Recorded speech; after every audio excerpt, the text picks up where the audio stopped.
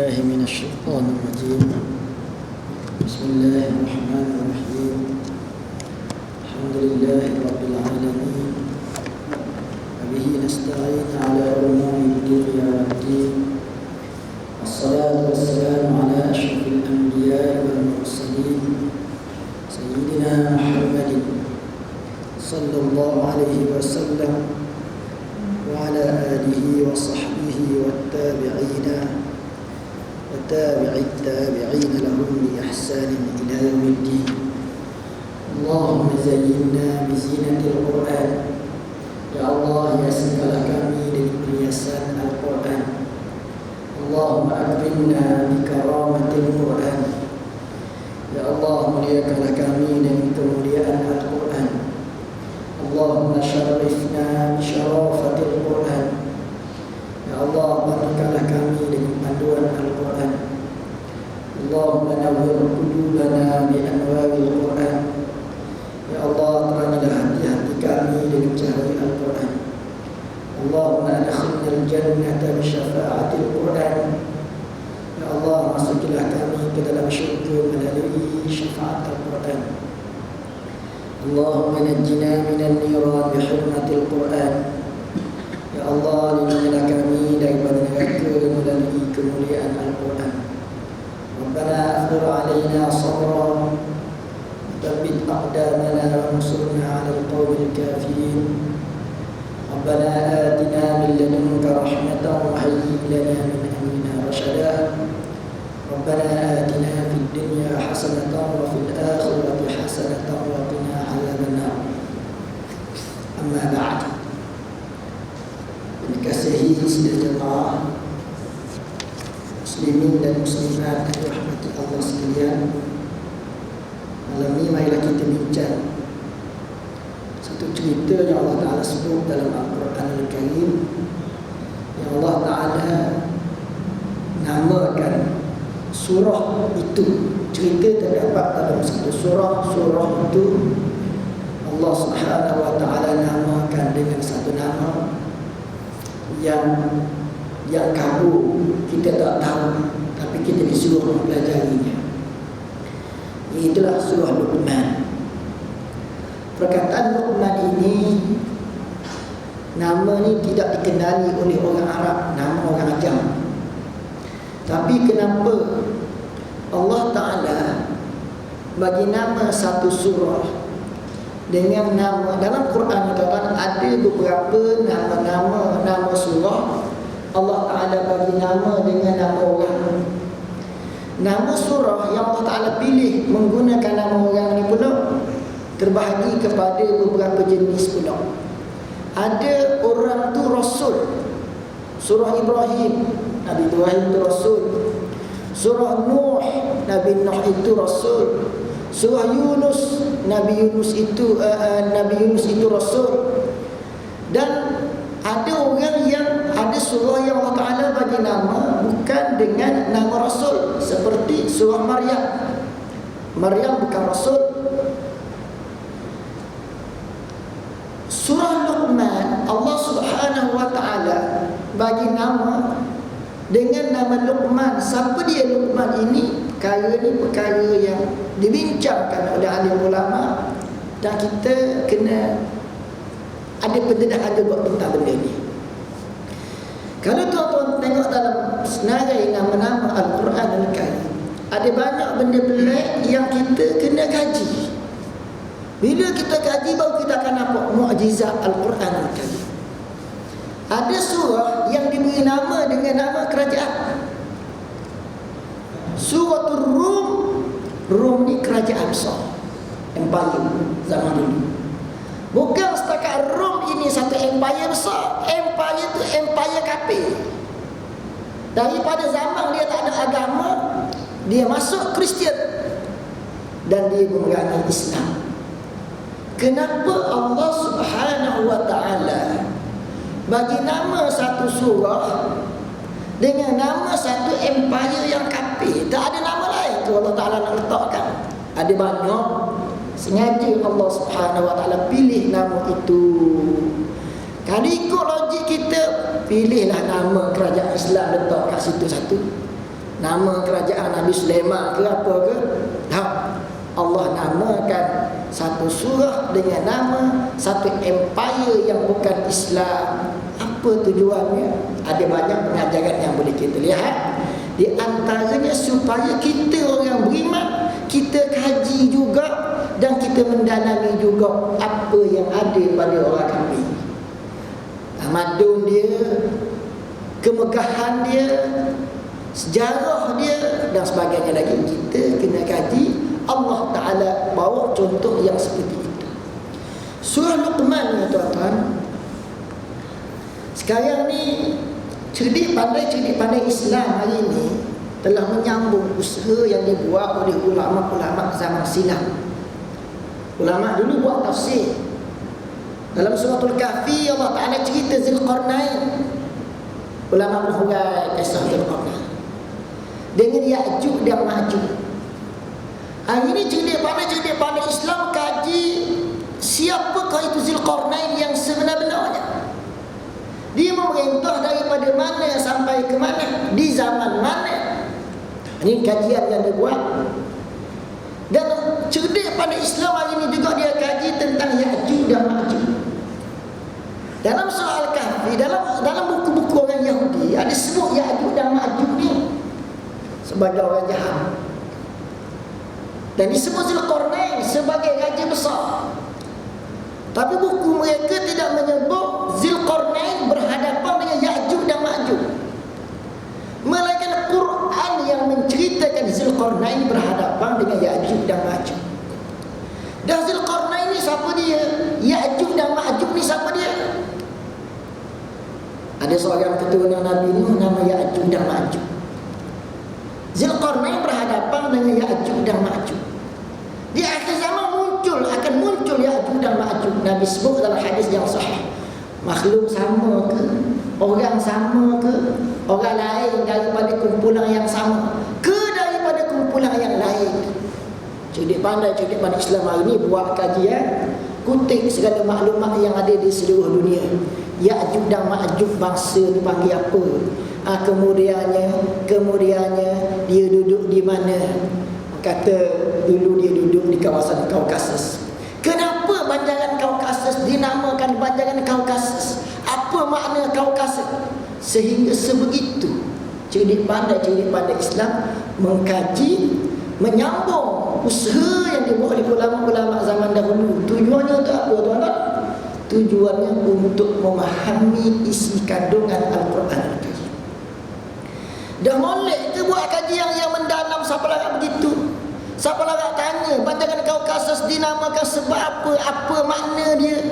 Apa makna perkataan Kaukasus? Perkataan Kaukasus sendiri daripada bahasa apa? Perlu ke kita membuat kajian yang sebegitu mendalam? Kalau kita disuruh pakai makna zahir Al-Quran, zahir ayat kata macam mana tu tanya banyak-banyak sangat. Dah. Kita kena belajar Quran sampai mati. Maka apa yang ada dalam Quran kita kena belajar, kena gali. Ulama tafsir zaman dulu gali banyak dah. Sekarang cerdik pandai Islam sambung lagi usaha ulama zaman dulu.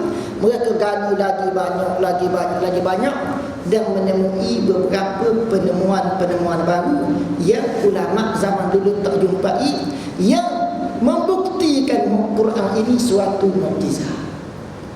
Jadi apa yang dikaji bila sebut nama kaji untuk faham Quran, benda ni molek. Sama ada kajian tu akhirnya didapati betul ataupun tidak betul. Orang yang Nabi sebut orang yang berijtihad, idza asaba falahu ajrani. Orang yang berijtihad, dia usaha kaji, berpenat lelah, mengembelingkan tenaga dia untuk nak faham satu-satu benda. Kemudian dia bagi satu pendapat berdasarkan ilmu yang dia faham. Betul, dapat 2 pahala. Kalau tak betul pun dapat juga pahala, dapat 1 pahala. Ni nak cerita hadis, ni nak cerita kepada kita, menggalakkan Islam, menggalakkan kita orang beriman belajar banyak-banyak, kaji biar dalam, molek. Yang tak molek, betul ke tak betul, Allah Ta'ala bagi pahala. Cuma setelah ternyata apa yang ditemui tak betul, ditolak, tak pakai lah tu. Tapi orang yang mengkaji tetap dapat pahala juga. Jadi Pak Luqman Al-Hakim ni tuan-tuan, siapa dia? Dia ni sama-sama. Sebab Quran tak cerita siapa dia Luqman Al-Hakim. Cuma Allah Subhanahu wa taala sebut nama dia. Allah Subhanahu wa taala sebut nama dia, idz qala Luqman li ibnihi. Ingatlah ketika mana Luqman berkata kepada anaknya. Siapa dia Luqman tu? Allahu a'lam. Tak tahu. Jadi ulama-ulama cerdik pada Islam hari ni dia kaji. Ada beberapa bangsa besar, bangsa Arab kan, mula-mula sekali dia kaji bangsa Arab. Di kalangan bahasa Arab ada beberapa cerita yang menyebut, dia ada beberapa, dia panggil nawadir. Nawadir ni maknanya benda pelik. Tapi maksud nawadir ni ialah cerita yang kalau kita dengar cerita tu kelakar, lucu sangat-sangat. Tapi dalam lucu sangat-sangat ada pengajaran yang sangat besar, ada sindiran yang sangat tajam, yang kalau kita tengok, oh, kita baca tak puas, tak boring. Dan dengan tak puas, tak boring kita baca, kita dapat pengajaran yang banyak. Di dalam masyarakat Arab ada banyak cerita-cerita ni, di antaranya dikaitkan dengan yang bernama Luqman. Jadi ada kata-kata mutiara, Quran sebut sebahagian saja. Ada banyak lagi kata-kata mutiara yang disandarkan kepada Luqman, tapi yang Quran tak sebut. Kemudiannya dikaji pula kata-kata mutiara yang seperti itu ada pula pada bangsa lain. Tetapi kata-kata mutiara macam tu ada pada bangsa lain, disebut oleh satu orang yang lain pula. Tapi kata-kata itu sama, dan bangsa itu menyebut ada lagi kata-kata lain daripada orang itu. Adakah orang itu menurut bangsa itu adalah Luqmanul Hakim ataupun tidak? Umpamanya orang Rom ada cerita dia kata bernama Isub. Jadi pengkaji kata Isub ini bagi orang Rom adalah bagi orang Arab Luqman. Tapi sama, orang sama atau orang tak sama, ini yang dikaji berdasarkan kepada beberapa mutiara-mutiara yang disebut utama yang kita nak tengok kemudian. Sebelum tu kita kena pergi tengok dulu kenapa Luqman dipanggil dengan nama Luqman Al-Hakim. Biasa orang Arab ni tuan-tuan, kalau satu orang dia pakai selekeh je, baju pun buruk, ada tampal, orang miskin lah. Orang miskin, kita tengok pada zahir dia ni orang miskin, yang pakai yang macam ni orang miskin ni. Tiba-tiba dia bercakap sepatah dua patah, percakapan dia itu mengopak hati kita yang gelisah. Biji butir percakapan dia itu menjawab kebuntuan yang ada dalam fikiran kita. Orang Arab panggil orang ni hakim, bijaksana. Kalau orang tu pakai baju smart, nampak dia ni orang kaya, nampak dia ni orang pandai, orang cerdik, dia bercakap, biji butir percakapan dia beri jawapan kepada kebuntuan kita, orang kata azim. Tapi kalau orang pakai baju buruk, bercakap, kata-kata dia adalah mutiara, anta hakim. Quran sebut Yasin wal Quranil Hakim. Quran ni bagi orang yang tak faham lah kertas je. Tapi bila dia kaji, orang kaji Quran memberikan jawapan kepada masalah hidup dia, menjawab kebuntuan yang ada pada dia. Maka Quran itu sifatnya hakim, bijaksana. Luqman ini dipanggil dengan nama Luqmanul Hakim kerana banyak ulama menyebut dia ni asal dia hamba. Allah Ta'ala jadikan hamba ni kulit hitam. Kulit hitam ni macam-macam jenis lah. Mungkin daripada Habsyah, mungkin daripada Sudan, mungkin daripada Zanji, mungkin daripada Afrika, macam-macam lah. Jadi disebut bahawa dia ni adalah orang yang kulit dia sangat gelap, muka dia sangat uduh, bibir dia besar macam bibir badak. Bibir badak besar. Orang tengok pun jadi takut pada fizikal dia yang seperti itu. Jadi bila ulama Ipoh semua cerita-cerita cerdik pandai daripada seluruh dunia, dengan menjadikan cerita Luqman yang ada dalam masyarakat Arab sebagai base untuk mereka compare kan, akhirnya mereka buat satu kesimpulan, cerita Luqman ni begini mula-mula sekali. Ceritanya ialah masa dia kecil dia telah dibunuh oleh satu orang. Satu kumpulan saudagar mari berjalan, tengok dia budak entah ni bunuh, jual di pasar hamba.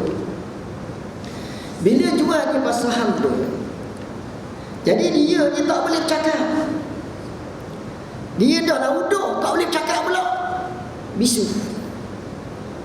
Tapi apabila dia dijual di pasar hamba, ada satu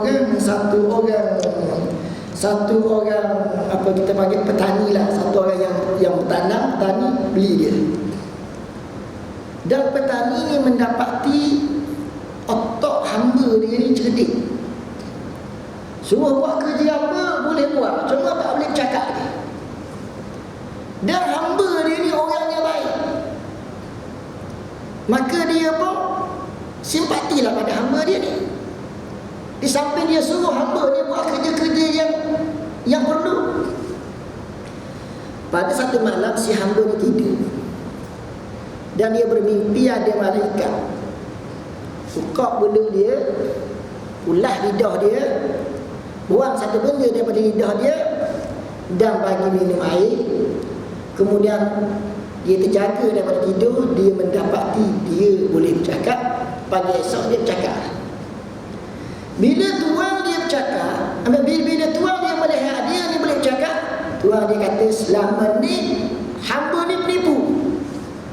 Rupa-rupanya dia boleh bercakap, dia pura-pura tak boleh bercakap kerana dia ada satu kepentingan nak ambil maklumat apa kita tak tahu lah. Kita boleh percaya pada dia. Tuan dia ni jual semula dia. Bila tuan dia jual dia, maka dia dibeli oleh satu orang peniaga. Dia dijual, tak ada orang nak beli, tak ada orang pun berkenal pada dia yang uduh ni. Kemudian datang satu orang peniaga nak beli dia. Dia kata pada peniaga ni, "Hei tuan, ambillah saya, jadikan bekerja kepada tuan. Sekurang-kurangnya rupa saya ni boleh menakutkan anak tuan yang degil." Jadi peniaga ni pun beli dia. Dan peniaga ni balik rumah dia. Bila sampai rumah peniaga ni mendapati hamba yang dia beli ni cerdik. Hamba ni peniaga ni orang kaya, ada banyak tanah tu orang lain buat usaha tanah. Ada satu orang yang usaha tanah dia tu ditanya pada peniaga ni, kenapa banyak-banyak pokok yang saya tanam dalam kebun yang luas ni ada banyak penyakit, banyak karena, tapi pokok yang saya tak tanam yang tumbuh sendirian tu lebih subur, buah dia lebih molek, lebih manis. 2-3 batang pokok yang duduk kat luar situ saya tak peduli apa tu, manis buah dia, molek. Hak ratus saya tanam ni macam-macam masalah. Sebab apa? Jadi yang kerja tanam pokok di tanah dia ni, tanya dia tak boleh jawab. Bila Luqman tahu, Luqman kata, "Hei tuan, biar saya tolong jawablah bagi pihak tuan, soalan tu mudah sangat." Lalu tuan dia kata, "Kamu boleh jawab, kamu jawablah, silakan." Luqman kata pokok tu walaupun dia tumbuh sendirian, dia macam orang perempuan juga. Orang perempuan bila dia ada anak ramai, anak ada 5 orang, suami dia ceraikan dia, suami dia kahwin dengan perempuan lain, suami dia dapat 5 orang anak pula, dengan isteri yang baru ni, suami dia didik elok-elok anak dia yang 5 orang dengan isteri baru ni, anak dia boleh berjaya. Anak dengan isteri dia yang dulu, yang si suami tak ambil peduli tu pun boleh berjaya juga. Sebab apa boleh berjaya? Mak ni walaupun tanpa ayah, dia akan usaha bagi pendidikan kepada anak dia tak kurang sebagaimana mak yang ada ayah, sebagaimana mak yang ada ayah bagi pendidikan pada anak dia. Jadi kalau kita kata orang yang ada mak ada ayah, anak dia boleh berjaya. Orang yang ada mak saja tak ada ayah tak boleh berjaya. Tak betul. Pokok itu dia cari manis sendiri. Dia cari kekuatan dia sendiri. Hak kamu tandang ni manis itu kamu bagi, kamu bajai. Ada beza hak cari sendiri dengan yang dibajai ini. Katanya Luqman Al-Hakim jawab soalan kawan dia yang kerja bertanam tadi. Bila tuan dia, peniaga ni dengar, hamba ni jadi ada ilmu ni, educated ni bukan jadi bodoh macam tu. Maka kasihlah tuan dia pada Luqman ini. Kasih hamba, kasih tuan dia, peniaga ni pada Luqman ini menyebabkan ke mana sahaja tuan dia pergi, tuan dia selalu bawa Luqman supaya orang-orang kaya, orang-orang cerdik yang dia berkawan itu ngadu masalah pada Luqman. Luqman boleh tolong selesaikan masalah mereka. Orang kaya, orang cerdik ngadu pada hamba, hamba boleh selesaikan masalah orang kaya. Lihat tak?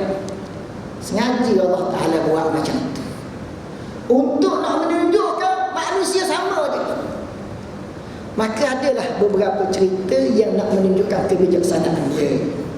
Contohnya yang biasa kita dengar ialah tuan dia suruh dia beli makanan yang paling baik. Sebab tuan dia nak buat jamuan ni, nak bagi jamu makanan yang paling baik, kamu pergilah ke pasar, belilah makanan yang paling baik sekali. Dia pun beli lidah. Beli lidah lembu, lidah kambing, lidah macam-macam, lidah unta dan sebagainya lagi. Jadi lidah penuh dengan lidah, gulai lidah.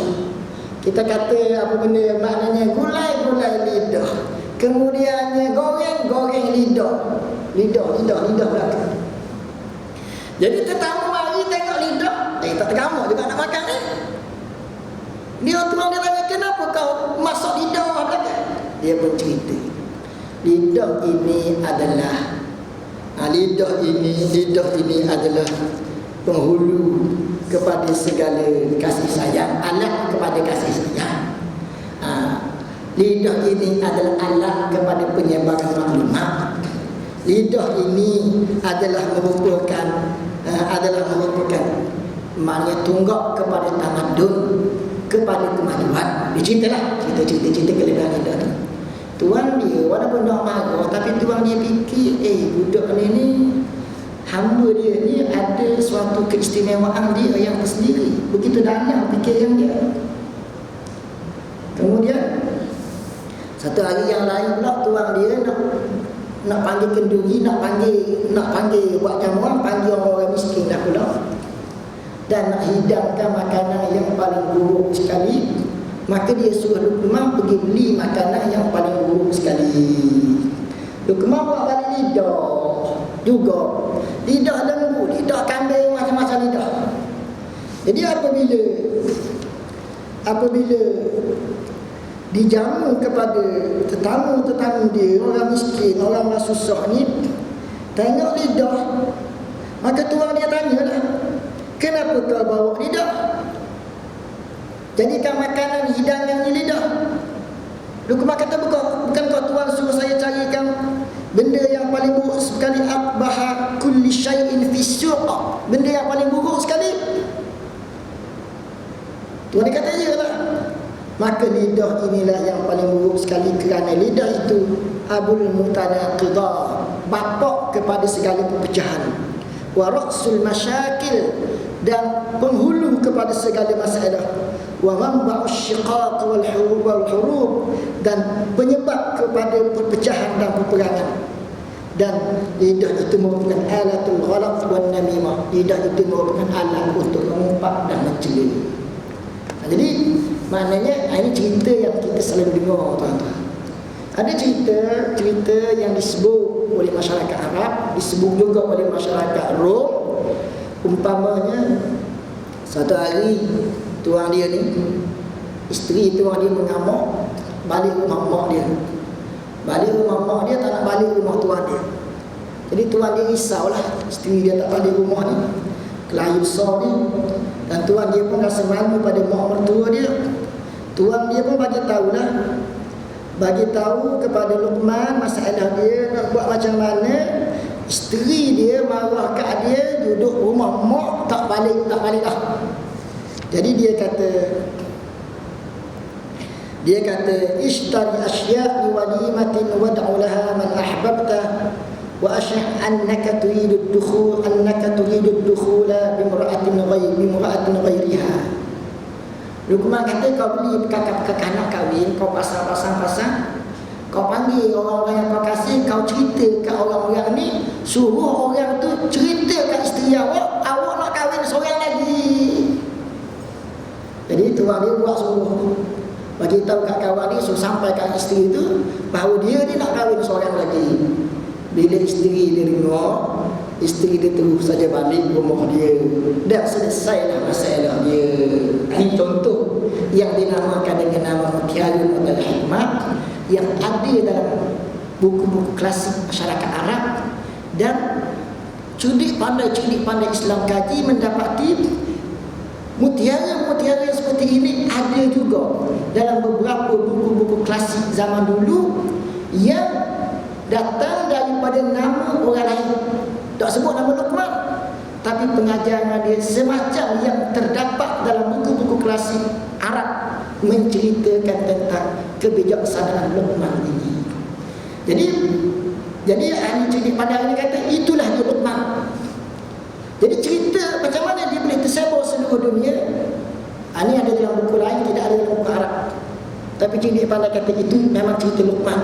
Iaitu setelah dia banyak tolong tuan dia memikir untuk kebaikan orang ramai. Alangkah baiknya aku merdekakan dia. Sebab dia orang baik, biarlah untuk kebaikan orang ramai. Dia memerdekakan Luqman pun jadi merdeka. Bila Luqman jadi merdeka, Luqman pun buat kerja jahit kasut, jahit baju yang koyak, jahit pinggang makuk yang pecah, tokam dan sebagainya lagi.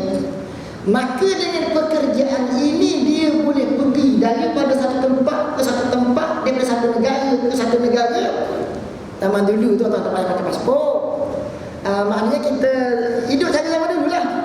Bila ada duit, okey, kita pergi berjumpa orang ramai, bercerita tentang kebijaksanaan, tentang hikmah. Bila dalam jumpa dengan orang ramai, kita tanya, siapa dia ada baju koyak? Siapa dia ada kasut koyak? Jahit dapat duit, pergi kampung sana pula, pergi kampung sana pula. Sehingga ilmu yang dikatakan diambil oleh seorang yang dikatakan orang itu adalah Luqman, ilmu itu ada dalam masyarakat Arab, ada dalam masyarakat Parsi, ada dalam masyarakat India, ada dalam masyarakat Cina, ada dalam masyarakat Eropah, masyarakat bekas kerajaan Rom, Eropah lah kita kata.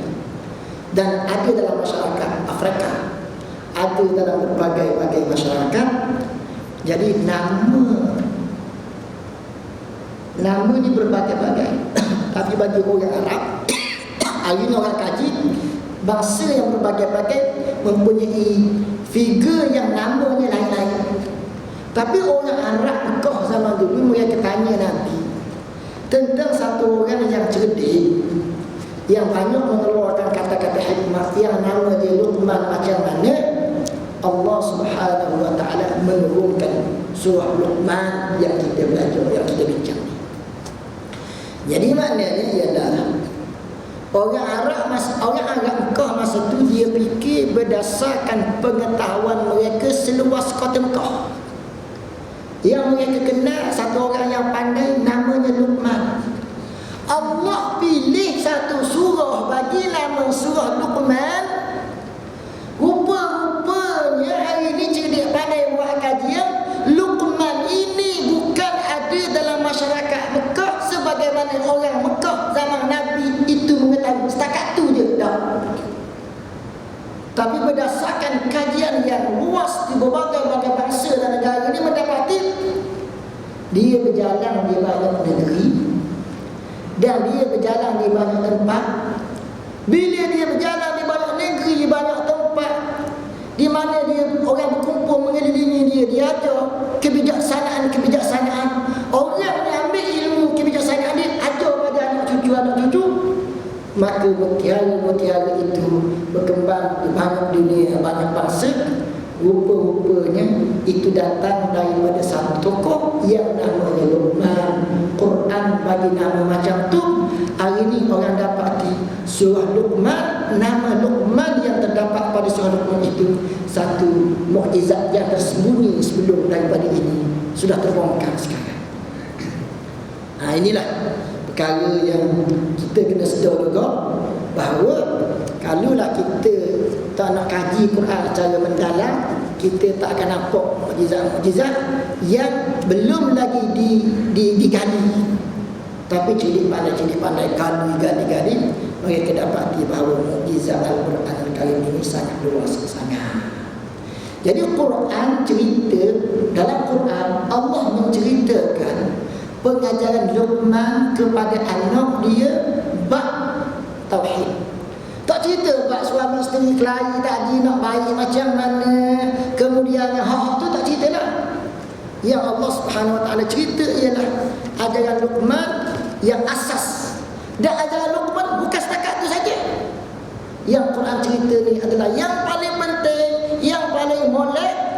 Allah letak dalam surah ini untuk diabadikan kepada seluruh manusia kajian. Ya bunayya wa idh qala Luqman li ibnihi wa huwa ya'izuhu ya bunayya la tusyrik billah. Nombor satu sekali bab tauhid. Jangan mensyirikkan Allah. Jangan mensyirikkan Allah. Sebelum tu Luqman kata anishkur lillahi wa man yashkur fa innama yashkuru li nafsihi wa man kafara fa innallaha ghaniyyun hamid. Luqman ajar pada anak dia supaya bersyukur. Kemudian jangan syirik kepada Allah. Kemudian buat baik pada mak ayah. Kemudiannya buat baik pada mak ayah, walaupun mak ayah itu melakukan sekeras-keras perbuatan, mengheret kepada kekufuran. Walaupun kita tak boleh ikut mak ayah, heret kita pada kekufuran, tapi kita mesti berlaku baik juga pada mak ayah itu. Luqman ajar pada anak dia. Kemudian Luqman ajar lagi kepada anak dia, ya bunayya innaha antakum mithqala habatin min khardalin fatakun fi sakhratin aw fis samawati aw fil ardi ya'ti biha Allah. Satu habuk, satu biji benih, di mana sahaja dia ada, di tengah padang pasir yang luas ke, ada atas langit ke, ada di mana di bumi ke, dia akan datang menghadap Allah bila Allah Ta'ala panggil dia. Nak cerita kekuasaan Allah, Luqman ajar kepada anak dia bab tauhid. Dan ajar bab tauhid. Tauhid itu disempurnakan dengan syariat. Luqman ajar kepada anak dia, ya bunayya aqimus salat. Hei anakku, tunaikanlah sembahyang. Kemudian Luqman ajar pada anak dia hubungan sama manusia, wa'mur bil ma'ruf wa nahy 'anil munkar. Suruhlah dalam perkara yang baik dan tegurlah daripada perkara yang mungkar. Ini hubungan sama manusia. Setelah Luqman ajar hubungan dengan Allah Ta'ala, dia ajar hubungan sesama manusia. Wasbir ala ma asabaka, dan bersabarlah terhadap musibah yang menimpa engkau, yang dibawa ataupun dilakukan oleh manusia. Yang ni yang Quran cerita, tuan-tuan. Tapi hari ini orang kaji, orang mendapati ini yang Quran cerita tu intipati kepada segala kata-kata mutiara yang terdapat dalam berbagai-bagai bangsa yang dinisbahkan kepada Luqman tadi. Sebenarnya tuan-tuan, dalam masyarakat India dia ada beberapa cerita binatang. Cerita binatang ni, kalau kita baca buku cerita-cerita masa kecil-kecil dulu, nak dengan kura-kura dengan monyet, macam-macam lah. Ini pujangga India zaman dulu namanya Baidaba. Dikarang dalam kitab Kalila wa Dimnah. Tujuannya untuk menasihati raja di zaman dia yang zalim, namanya Raja Damsalim. Jadi dia nak cakap direct, raja yang mampu zalim, dia takut kena bunuh, maka dia buat dalam bentuk yang menarik cerita binatang. Dia persembahkan kepada raja tu. Akhirnya raja ni insaf, dan akhirnya raja ni jadi baik. Raja angkat dia jadi penasihat raja tersebut. Dikatakan cerita-cerita itu diambil oleh pujangga tersebut daripada cerdik pandai yang awal lagi, yang dikatakan memiliki pengajaran daripada tokoh sekian-sekian. Tokoh-tokoh ini adalah dikatakan Luqmanul Hakim. Dan begitulah juga beberapa cerita-cerita binatang yang lain-lain yang hebat-hebat. Jadi menurut kajian menyatakan bahawa sampai Quran cerita benda ni, satu pengajaran besar yang ditinggalkan oleh Luqmanul Hakim ialah cerita-cerita nasihat, cerita-cerita akhlak dalam bentuk binatang-binatang itu datang daripada Luqmanul Hakim juga. Kajian menunjukkan macam tu. Jadi kalaulah kajian yang menunjukkan macam tu dan kajian itu benar, kita akan dapati Luqman ini satu orang yang hebat lah. Dia boleh buat cerita-cerita dalam bentuk yang begitu lembut, sehingga kita baca mengasyikkan, kita baca tak ada rasa boring, kita rasa baca, kita menerima nasihat daripada cerita itu, kita tak ada rasa nak marah. Cerita itu benar-benar mendidik. Jadi cerita yang benar-benar mendidik ini, walaupun Quran tersebut dikatakan datang daripada Luqmanul Hakim, dan Quran menyebut benda yang lebih penting, yang sangat penting dan sangat mustahab. Bab yang kita sebutkan tadi, itulah yang dinamakan dengan nama pesanan dalam bab tauhid, pesanan dalam bab hubungan dengan Allah dan hubungan dengan manusia. Wala tusa'ir khaddaka linnas wala tamshi fil ardi marha, dan jangan engkau palingkan mukamu pada manusia. Bila berjumpa dengan manusia, kita paling masam je. Luqman ajar pada anak dia, jangan buat begitu. Wala tamshi fil ardi marha, dan jangan berjalan dalam keadaan bongkok. Memang layak anak dia buat macam tu, tapi berjalanlah dalam keadaan yang rendah diri. Innallaha la yuhibbu kulla mukhtalin fakhur. Sesungguhnya Allah Taala tidak suka orang yang sombong dan orang yang angkuh. Waqsid fi mashyika, dan bersederhanalah dalam langkah jalanmu. Waqtud min sautika, dan rendahkanlah suaramu, yakni cakaplah kamu dengan suara yang bersopan. Ini ajaran Luqman bab akhlak, yang siapa beramal dengan ajaran ini, manusia akan kasih kepada dia. Ajaran mudah je, tapi ini merupakan kunci-kunci yang sangat penting dalam hubungan manusia sesama manusia. Jadi daripada cerita-cerita yang seperti ini, tuan-tuan, kita boleh lihatlah dan kita boleh nampaklah bagaimana hari ini kaji-pengkaji, cikgu pandai Islam menemui beberapa maklumat baru yang membuktikan kemujizatan Al-Quran Al-Karim. Yang kita sebut malam ini ialah tentang surah Luqman, kepribadian Luqman dan ajaran-ajaran dia yang dibuktikan oleh berbagai-bagai masyarakat di dunia ini. Dan yang menarik juga ialah dalam surah Al-Kahfi yang kita sebut tadi, cerdik pandai buat kajian siapakah itu Zulqarnain, cerdik pandai buat kajian siapakah itu Ya'juj dan Ma'juj. Rupa-rupanya menurut kajian yang didapati menyatakan Ya'juj dan Ma'juj zaman anak cucu Nabi Nuh, zaman Zulqarnain, zaman Nabi, zaman akhir zaman dia akan muncul. Ada kaitan-kaitan yang tersembunyi, tapi kaitan hubungan itu tak putus-putus, ada saja. Dan bila digali, dijumpai dalam bentuk yang sangat menarik, bentuk yang sangat aneh, yang menerangkan kepada kita bahawa Allah Subhanahu wa ta'ala mengetahui benda tu. Allah Ta'ala nak dedahkan kepada kita, tapi mesti melalui jalan kita usaha cari. Jadi kalau kita tak usaha cari, tak dapatlah dan tak fahamlah kita. Dan memang betullah Quran ini adalah suatu pelajaran yang mesti kita belajar berterusan.